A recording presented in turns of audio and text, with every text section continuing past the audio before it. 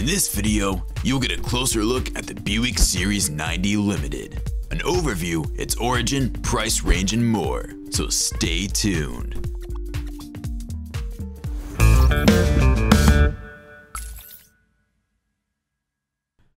What's going on? This is the Classics Dude again. Buick renamed its Series 90 model range beginning from 1936 to include the designation Limited. The change in the name was in lieu of celebrating the advancements in the model design, as well as the improvements in their engineering. The 1936 model shared a common chassis with the Cadillac Series 70 model range. The Series 90 Limited was preceded by the Series 90, which was produced between 1931 to 1935. The new Series 90 Limited had superiority over the previous models in terms of technicality.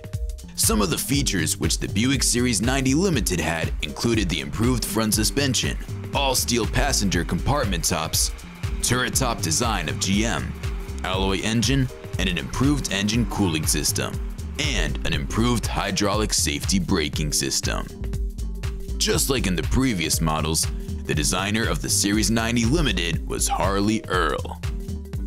These 1936 to 1942 models came in only two body styles, which are the four-door sedan and the four-door limousine. A D-body platform was used by all GM exclusive cars. The transmission of these cars was a 3-speed sliding shift manual transmission. Stay with me till the end, and I promise to get you the major specifications of this classic car model. The Buick Series 90 Limited were the largest and most expensive vehicles of luxury amongst all Buick-produced cars. In the late 30s, Buick's model cars were very common among British royalty. The likes of King Edward VIII of England, who relinquished the throne to marry a divorced American that he was in love with, and also the fourth son of King George V, who was the Duke of Kent, also used a Series 90 Limited limousine. The large models of the Limited model cars ran on a wheelbase that was about 138 inches, 3,505 mm. In 1938, however, the wheelbase was extended to 140 inches, 3,556 mm. The Roadmaster and Limited versions of the Series 90 had their wooden structures replaced with steel ones in the same year, and were therefore the last passenger cars of the Buick model range to use wood compartments. All the cars produced by Buick went through a major exterior redesign in 1939, with the exception of the Buick Series 90 Limited.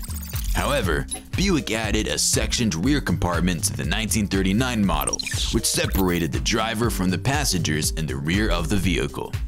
There was also a glass partition between the driver and passengers for increased privacy. Furthermore, optional AM radio was featured for the first time. In 1940, Buick renamed most of the cars in its series designations and gave them names. The Buick Series 40 was given the name Special, Series 50 was given the name Super, while Series 60 was named Century. The Series 70 was named Roadmaster, while Limited was the name of both the Series 80 and Series 90. Engines used by the Series 90 Limited include a 320 cubic inch, 5,293.9 cc, which was capable of producing 120 horsepower, 89 kilowatt, 122 PS, and a Buick Straight 8 engine which generated 141 horsepower, 105 kilowatt, 143 PS, which was introduced in 1939. Buick continued the production of its Limited model range until the eve of World War II, as the last Buick was produced on the 2nd of February 1942. After World War II, the production of extended wheelbase cars was put to an end by the company, and the Series 90 Limited nameplate was cancelled. The total number of units of the Series 90 Limited, which were produced by the company from 1936 to 1942, were 16,106.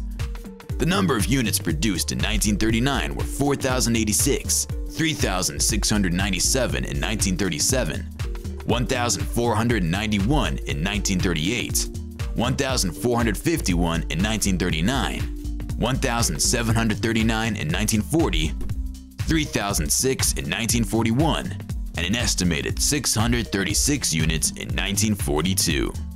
I did promise the major specs of the Buick Series 90 Limited, and as we're now at the end of this video, I'm sure you would want to know how much these cars go for. Well, they cost around $2,453, which is about $48,911.78 in today's market. That's quite the sum, right? That's all for today, guys. I'm sure you loved this video, so hit that like button and stay tuned for more classic car videos.